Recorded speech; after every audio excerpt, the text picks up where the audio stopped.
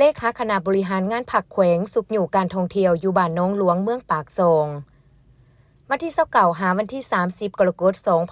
2026ท่านปริญญาเอกอรุณไซศูนย์นาลาดเลขาคณะบริหารงานผักแขวงประธานสภาประชาชนแขวงจับประซักพร้อมด้วยแผนกการที่เกี่ยวของแขวงและเมืองปากซอง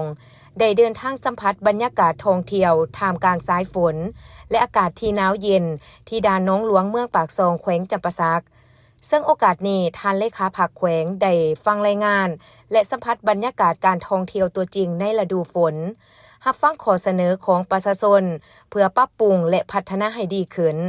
พิเศษแม่นให้คำสีนำมอบเงินสุกอยู่เพื่อเฮ็ดให้บรรยากาศการท่องเที่ยวอยู่บ้านน้องหลวงตาแสงปากซองเมืองปากซองมีการขยายตัวสร้างเงื่อนไขอำนวยความสะดวกที่ดีให้แก่การบริการท่องเที่ยวเน้นให้มีความปลอดภัยติดพันกับการรักษาสภาพแวดล้อมป่าไม้ดอกไม้ป่ารักษาและพัฒนาให้เป็นแหล่งรายรับที่ยืนยงของประชาชนตลอดไปร่วมเดินทางในครั้งนี้ยังมีท่านนางเตลวันแก้วพิละวันหัวหน้าแผนกวัฒนธรรมและท่องเที่ยวแขวง